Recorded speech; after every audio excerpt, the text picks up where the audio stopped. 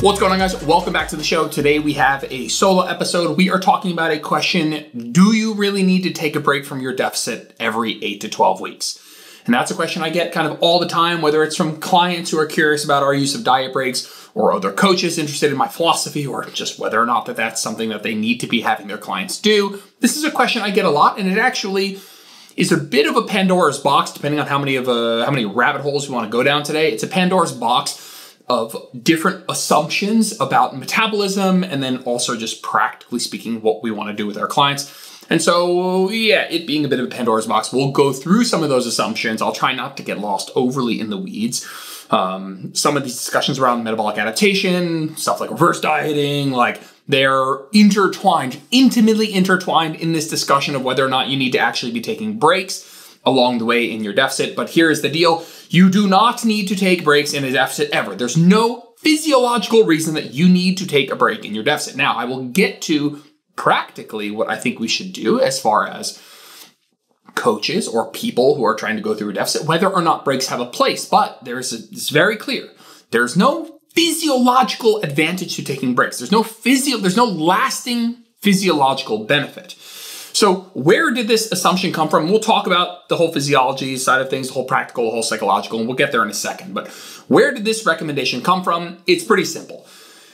If you've been in a noticeable sized deficit for 8 to 12 weeks, chances are you don't feel very good. Chances are if you've been in a noticeable sized deficit for 8 to 12 weeks, you've lost a significant amount of body fat. You've undergone some metabolic adaptations, which are totally normal, and you don't feel amazing. I mean, if you're losing at a rate of 0.5% to 1% of your body weight per week, we're looking at 4 to 6% of your body weight over this. 4 would be, let's say, whatever, 8 to 4 to 12% of your body weight, right? Yeah, 4 to 12% of your body weight. That is significant, especially on the upper end of that. And usually what happens is that you don't feel very good after losing that much weight after this much time. And the idea is, we'll talk about what the idea is, but practically speaking, it's like, hey, you don't feel very good right now. You know what would feel good? Eating more. And then you can go back to the deficit later if you so choose. And I'm not saying that practically speaking, that is a terrible thing to do. We're going to talk about the difference between what's physiologically happening and what might be practically beneficial for the individual. And so this idea of taking a break every 8 to 12 weeks is because, after this amount of time, if you've been in a significant deficit, presumably you don't feel very good, and presumably you'd benefit from a break. Is it? So are you making presumptions? Yeah, you're making presumptions or assumptions? Because I wrote you're making a few assumptions, but wouldn't it be you're making a few presumptions? Anyway, if you are someone who believes that you must take a break every 8 to 12 weeks because of some sort of metabolism or such, you're making a couple of assumptions that I think we should address. The first assumption that you're making when you say you need to take a break after 8 to 12 weeks is that taking a break, and when I say taking a break, I mean eating at maintenance, taking a break from the deficit, right? Taking a break from your deficit calories at maintenance calories. The assumption that you're making is spending some time at maintenance, taking a break from your deficit, provides a lasting physiological benefit that will carry over when you go back into your deficit. And so the assumption or presumption is that when you go out of your deficit to maintenance calories, you are undoing the adaptations that happened when you ate less. And when you go back to your deficit, it will make that process or that time period easier, right? You will carry forth with you that feel good, the positive adaptations from eating more, you will carry them into your next deficit. And that is just not true. And it's not true because, I want it to be not true, or because that's my experience with clients. We're talking about hard data here. We have hard data because the one that people really try and hang their hat on is leptin. And leptin is your satiety hormone. And when people when people go from the deficit to eating more calories, we see an increase in leptin. And that's a good thing because it means you're feeling generally more satiated. The problem is we've extrapolated that to saying, hey, when people eat more, their leptin goes up, they feel more satiated, they feel better. Right? Thyroid goes up, whatever other things you want to say. The problem is when you go back to a deficit, all of that stuff goes back to where it was prior to eating more. Like all of the good stuff that happens from eating more in terms of how you feel and all the physiological processes that are going on under the hood, they all only exist for the time in which you're eating more. And it's actually not that complicated. When you're eating less, your body adapts very quickly to that. When you're eating more, it reverses some of those adaptations in a more positive direction. And then you go back to eating less, and guess what? You go back to the adaptations that you had prior to eating more. And there isn't really a way that you can hack this. There isn't really a way that a couple weeks of eating more means that all of a sudden when you go back to your deficit calories, you're going to feel just dandy and amazing again. No, you're going to go back to feeling the way you did when you were eating less. And so at the end of the day, you feel better while you eat more, right? Adaptations to lower calories happen almost immediately when you go back to eating less. And we know this from many, many research studies. I'll put a couple of studies in the show notes if you want to look at this, how quickly adaptations happen again. People want to look at stuff like the Matador study where people had more success with diet breaks, but that is a very flawed study we've covered on not very flawed, but flawed enough that it is not really reinforcing diet breaks. I will post Jackson Pios' study on this that basically puts the nail in the coffin of there being some physiological benefit to diet breaks. But here's the truth. Diet breaks can provide a psychological benefit. And what matters is not physiological or psychological. What matters is what's going to be good for you and your clients. What's actually going to help people lose weight and keep it off. That's what we care about. I don't care about whether it's a physiological benefit or a psychological benefit or whatever. I care about people succeeding with getting themselves to a healthy place and being able to maintain that. And if diet breaks are helpful for that, then they're helpful for that, right? Whether it's physiological or practical. But there is no physiological, metabolic, lasting benefit of a diet break. You diet break because, listen closely, you take a diet break, right? You take a break from your deficit because it feels good. You take a diet break because psychologically, it might be beneficial for you to take this really large goal that you have. Maybe it's losing 50 pounds and breaking it up and compartmentalizing your efforts into more digestible chunks. Taking up a large goal and breaking it up into smaller chunks might practically make you do better over the course of time. It's not because physiologically you're going to have a higher metabolism or you're going to carry all these metabolic benefits from the diet break into the deficit. That's not really how it works. But psychologically, as humans, taking a huge goal and breaking it up into smaller, more digestible chunks, in some/most cases, will improve the overall outcome, the overall consistency, the overall enjoyment level of that time period, taking breaks, right? And so what you need to ask yourself is, am I somebody who's going to benefit psychologically from doing that? And the truth is, the answer isn't always yes. And so we'll cover that towards the end when I talk about my practical recommendations for taking diet breaks or maintenance phases or whatever it is, taking breaks, intermittent dieting, taking breaks throughout a deficit period. We'll get to that at the end. But the truth is, I see the merit in a psychological break for those who themselves see the benefit of a psychological break. This is not an inherent good. This is not a must-do. This is a tool. I fucking hate that terminology, but a tool in the toolbox, right? This is something you can do if you feel like breaking up the deficit into smaller chunks is more beneficial. But I'll say now and I'll say at the end, I've had tens, if not hundreds of clients throughout the last decade do deficits for 20 plus straight weeks, just straight without taking a big break, maybe a maintenance day here or there, and we'll talk about that. But yeah, no, they didn't run into some metabolic wall, or they didn't, again, I don't want to beat the reverse dieting horse, but this idea that metabolic adaptations are something that you can navigate around, that you can hack in some way by intermittently eating more. It's just not a thing. It's just not a thing. No amount of eating more for any period of time will change how your body adapts to that same scenario in the future. You can't fix something that was never broken, and if you adapted to X calories, no amount of eating more is going to change that. You will adapt to them again, all else being equal. So anyway, the first assumption, right, was that taking a break at maintenance has a lasting physiological benefit, and that is just not true.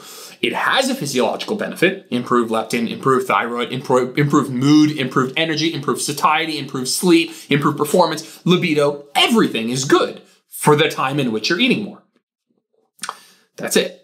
That doesn't mean that there isn't a psychological benefit for many people in certain circumstances and contexts. There can be a net benefit in terms of psychology, in terms of breaking up a larger goal into smaller, more digestible chunks that you will ultimately do better with, right? Because you're like, hey, I see the light at the end of the tunnel, and then I'm going to take a 2-week break. Oh, I'm going to do this for 8 weeks, then we're going to take 2 weeks off. I'm going to do this for 4 weeks, I'm going to do 1 week off. And when you do it that way, you might be able to put forth better effort for those 4 to 8 weeks because you know that there's a break coming on the back end.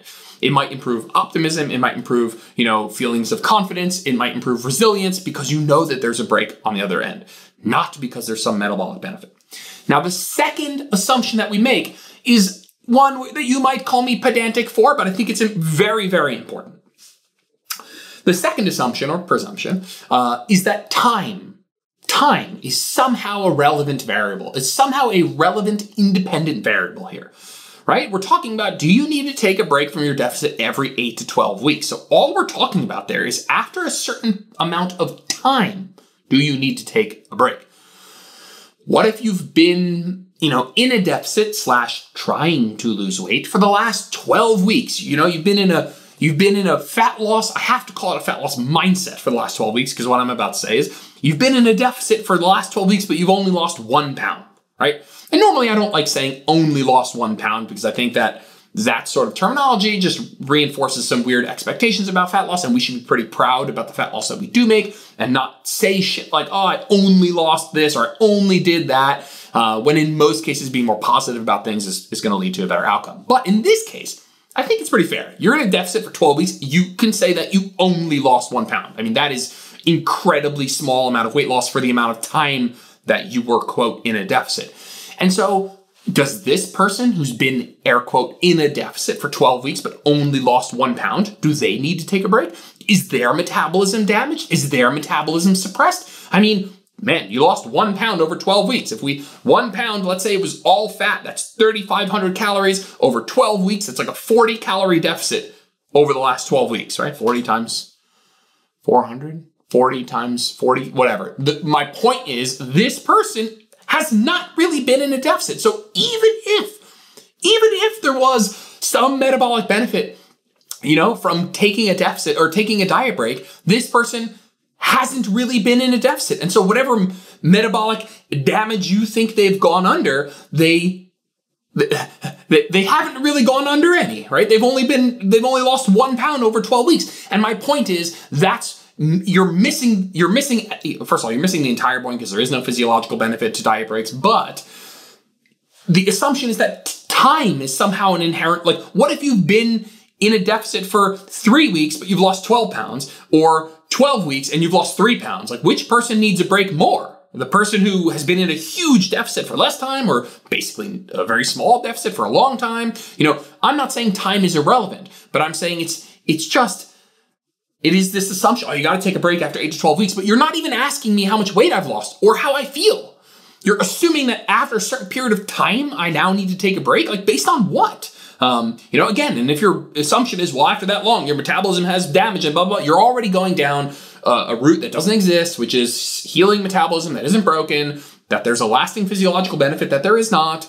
And so, yeah, that assumption kills me because it makes people feel like, again, here's what you should be doing, right? I'll get to that. I'm getting ahead of myself. Let's take this person who's been in deficit for 12 weeks, lost 1 pound. Do they need a break? Of fucking course not. Physiologically speaking, they don't need a break. Because physiologically, they never needed a break. But I'm still making this point because people who won't believe me that there's no physiological benefit, okay, still, dude, if there is a physiological benefit, this person clearly doesn't need it because they've been in a deficit for 12 weeks. They've only lost 1 pound. They probably haven't been in a deficit at all this whole time. That's basically maintenance. Now, to be helpful and to be a little bit more holistic with this sort of podcast, to kind of touch on what I really believe here and make sure it's helpful and not just ranting about the fact that people are talking nonsense about this metabolism stuff, is that this person, just to be clear, if you have a client or you are a person who's like, hey, I've been in a deficit for 12 weeks and I've only lost 1 pound, right? If this is you or you have a client who says or is in this sort of a circumstance, the irony is I might recommend taking a break. Now, you're not actually taking a break from a deficit because this person hasn't actually been in a deficit. You are taking a break from the pursuit of fat loss, the fat loss mindset. And I'll be very clear. This person has not been adhering to the plan. So when I say take a break, what I mean is take a break to see if the plan is actually something that they want to adhere to, or if they need help, getting systems in place to adhere to the plan. They don't need a break from the plan. They have not been doing the plan. So they need a break from continuing to try and hammer the plan when it's clearly not something they can adhere to. And so if I have a client who after 8 weeks in deficit is down 1 pound, and when I say, hey, we should take a break, I mean we should take a break from trying to lose weight, regroup, have some chats about whatever things that you might have been falling short on in terms of the plan, see if the plan itself needs adjusting, or see if your actions need adjusting. And so the irony is this person who's been in deficit for 12 weeks and only lost 1 pound, I do think they should take a break, but not from their deficit calories because they haven't really been in a deficit, but a break from trying to lose weight so that we can regroup, replan, see where things are falling short, see where maybe we set the expectations too high, or, there is room on your / the client end to make some adjustments, or you and your coach can, help build some systems to help fix where you guys are falling short. But the irony is, I actually do think this person needs a break. It's just not a break from the deficit because they weren't in a deficit. They need a break from trying to lose weight. And I think psychologically that can be really helpful. Yeah. Here's the deal. Let's have a more constructive talk about diet breaks here. The truth is, you're in your deficit until the juice isn't worth the squeeze. That's it. Someone's like, how long should you deficit? Until it's not worth it. Until what you have to do to keep losing weight isn't something you want to do. Period. That's it. There is no time, there is no, until you've lost 10% of your body weight, then you need to take a break.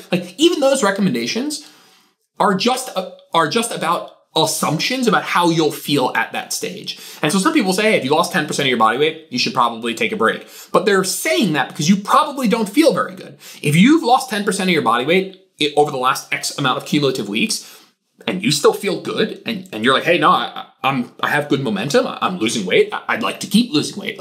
Why do I need to stop? You don't need to stop.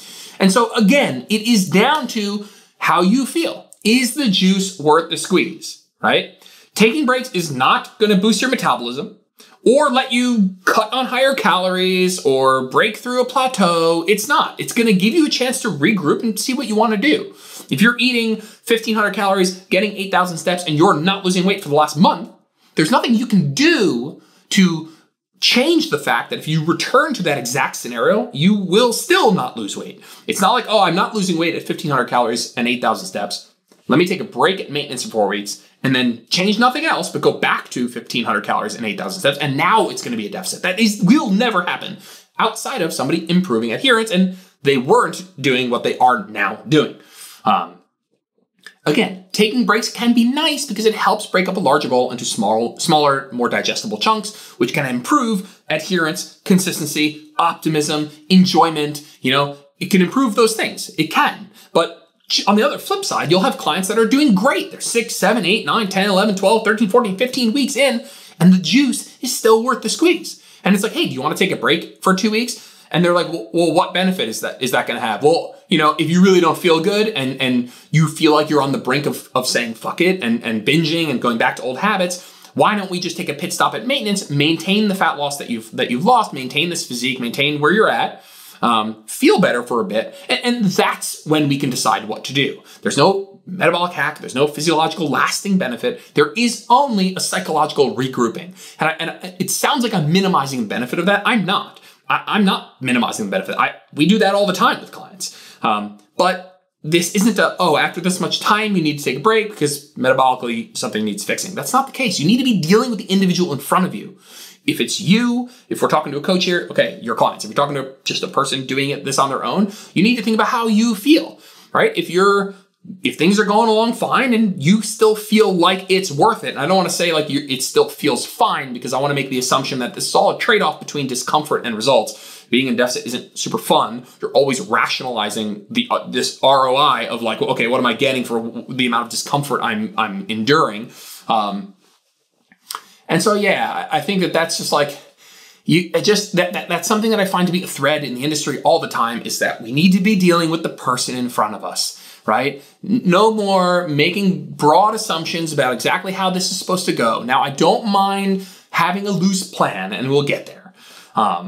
And truthfully, this goes back to like dealing with the individual in front of you. Like there are so many assumptions that after I lost 10% of my body weight, you got to take a break because you probably feel like crap. Some people might feel fine. Some people might feel like crap after 3% body weight, after they've lost 3% of their body weight, because how somebody feels has way more to do with their genetics, their starting body weight, their body fat percentage, lean mass, the relative size of the deficit, what their lifestyle factors are like, right? What's their nutrition quality? What's their sleep, their stress management? Do they get outside during the day? Like, there's so many variables that are going to go into how somebody feels. And how long they've been in a deficit or how much weight they've lost doesn't really tell me whether or not we should take a break. It's about something that I need to communicate with that person, or you yourself need to communicate with yourself of like, is the juice still worth the squeeze? And if it's not still worth the squeeze, and you're like, you know what, I don't really want to be in a deficit anymore.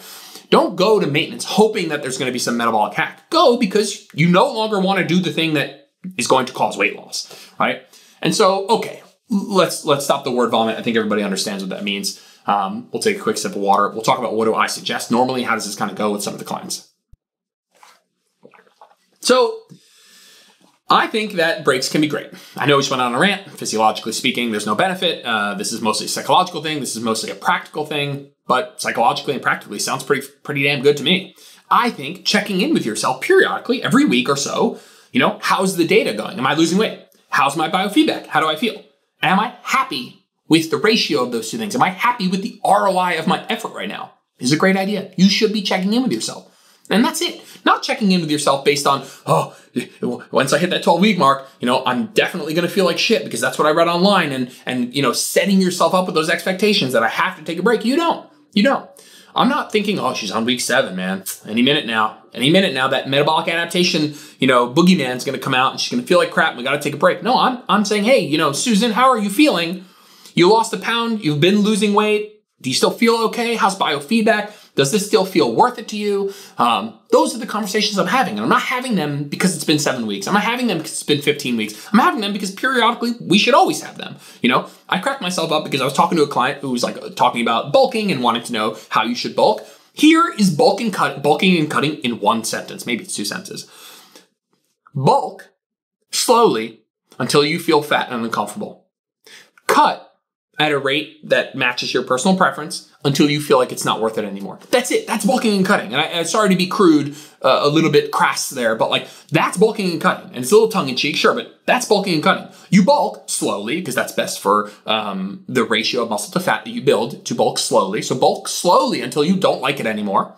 And then cut at whatever kind of rate that works best for you. Conservative, moderate, or aggressive can all work fine. But cut until it's not worth it anymore. Like you're literally just bulking until it's not worth it anymore, cutting until it's not worth it anymore. And there is no really perfect playbook to do this. And there are general frameworks, some elements of best practices like bulking slowly is probably a good idea, like not letting yourself get to a body fat level that negatively impacts health, which will probably never happen because you're going to be uncomfortable before that happens. It's obviously possible physiologically speaking, but most people get to a point where they're uncomfortable before they're unhealthy. And then guess what? You cut. You cut until it's not worth it anymore. And breaks can be a good way to help you maintain adherence and optimism and consistency, but not for a metabolic hack. And truthfully, like sometimes life throws you a shitstorm of social events or vacations, or you're going through a stressful period at work or with life or anything, and you don't love the ROI right now. Right? But you're not sure that you want to kind of unravel the deficit to maintenance for the very, very long term, but you kind of know, hey, for the next 2 weeks, it's going to be really tough. And instead of trying really hard to stick to my deficit and maybe binging because I say, fuck it, because I feel bad, because I feel like I'm overly restricting during these tough periods, or just because it wouldn't be fun to do that, you go to maintenance and you take a little bit of a break. Maybe it's the holidays, right? And it's like December 4th right now at time of recording.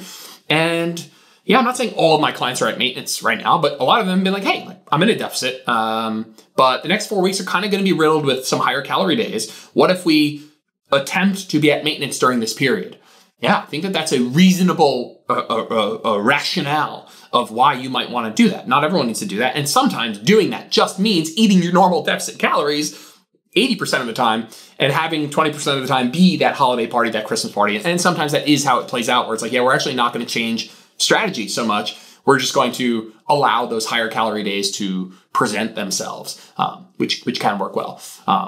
The truth is I'm more reactive And what I mean by this is I will not prompt my client with, hey, you should take a diet break. There is no reason for me to ever say that unless we're having a conversation and, somebody's not feeling great and they're like not sure if they want to keep going or they've been in a plateau for a couple weeks. Again, the diet break is not to break that plateau, rather to take a step back, check back in with adherence, maybe psychologically get to a place to build up some momentum, and then go back to the deficit, not hoping to magically feel better when you do, though. And truthfully, I've had many clients diet for 20 plus weeks with amazing success, taking breaks when life throws it to them. Or when they, and it's funny because taking breaks, people are like, oh, it's got to be 10 consecutive days and it's got to be primarily refeeding from carbohydrates. And it's like, yeah, but what about taking the odd maintenance day? You'd be surprised how often just having a client or a person take a day at maintenance can really make the entirety of the fat loss process a whole lot more enjoyable. Fat loss is most annoying on your daughter's birthday. It's most annoying on Christmas Eve. It's most annoying on Thanksgiving. What if those 3 days were, and people are like, the holidays are only 6 days. Like, okay, I know it's sometimes it's more, you have more holiday parties and you have food laying around 24/7, whatever. But like, what if you just took a maintenance day, a maintenance weekend, when life threw you a real curveball in which eating a bit more would be a little bit nicer? I bet you the entirety of your deficit would be more enjoyable. Now, what I just said has nothing to do with healing metabolic adaptation or any of that. It's about setting yourself up for success. Again, it's so funny because everyone knows that calorie cycling, I'm going to go on a rant. I'm sorry. I love you. A little rant here. Calorie cycling. Most of you listening to this know what calorie cycling is. It's the idea that you can eat a little bit more on some days and a little bit less on other days. And as long as the average over time works, you'll make the same amount of progress. What we're talking about right now, taking diet breaks, is the same thing as calorie cycling, just on a longer time scale. While some people might say, hey, I want to eat consistent calories every day, I don't really want a calorie cycle. Other people are going to say, I want to intermittently eat more. It's a very similar principle, just on a longer time scale. Nobody is calorie cycling for a physiological benefit. People used to think that carb cycling had a benefit. It doesn't. It's just about, hey, what distribution of calories is going to match my life in a way that I can be the most successful? And it's the same with diet breaks. Does taking a diet break improve my overall adherence to the plan, my overall chance at success? And for a lot of people, it will, but not in a way that it needs to be strictly enforced or you have to pitch people some crazy metabolic benefit. Like, a lot of times my clients are in rhythm. They're like, yeah, things are going well. Like, do I have to take a break? No, of course not. You never have to take a break. Anyway, okay, what's the conclusion? Jordan, let's wrap it up. So, do you need to take a break every 8 to 12 weeks? Nope. But if you've lost a significant amount of weight and you don't feel great, and you're not really sure if you want to unravel and go to maintenance for the very long term, maybe you can take a step back, regroup while you feel better, while you're eating more, and decide what you want to do. That's what the deficit is for, is regrouping, maybe making a decision about what you want to do, or leaning into a period, whether it's a vacation or a social event that is more likely to be more fun with more food, and then going back to your deficit and saying, hey, that's a strategy that for me will allow me to have a greater chance at success over the long term. There are no lasting benefits, but sometimes compartmentalizing your efforts into smaller, more digestible chunks can be helpful. In other circumstances, if it messes with your momentum, if you're like, I don't need to take a break, like the juice is still worth the squeeze and the train's moving in the right direction, like you don't need to take a break. You can keep going. So I'll end it right there. I hate the term, the art. Some things I hate is like when people think of like nutrition coaching and they give it these like really, this terminology, these phrases that makes it sound way more serious than it is, like in the trenches, or what was the one I was going to say? In the trenches is one that absolutely kills me. It's as if, it's just like being in an actual trench in trench warfare is like the most serious, scary thing ever. And like what we do is just a joke compared to that. But, yeah, what was the other one I was going to say? Not in the trenches, but like, the art of coaching. It's like, I cringe so hard when people say the art of coaching, but it is a thing. I know what they mean. And it's soft skills. It's dealing with people on an individual basis. It's different horses for courses, strokes for folks. It's different ways of communicating. It's finding what's best for the individual, and I'm on board with all of that. And that's what diet breaks are there for. They're there for you to help your client be the most successful practically. It's not a metabolic hack, it's not a physiological hack, but it's a tool that's there for you if you feel like utilizing it. And it doesn't need to be utilized in a 2-week span or 3 weeks or 4 weeks, or you got to be in a deficit for half the amount, you got to be at maintenance for half the time you were in a deficit. This all kind of just made up stuff based on maybe what will happen to you after a certain bunch of circumstances that, are too generalized. We make too many assumptions about how people are going to feel, and we need to talk more to people about how things are going, because that's how we're going to get the best results. Because if there was a physiological benefit that after you lost 10% of your body weight, you were able to like recoup those metabolic adaptations, and you had 2 weeks of extended leptin production and you felt way better, I promise you, I'd be the first one pitching it, but it just isn't the case. All right, I'll stop rambling. I'll see you guys in the next episode.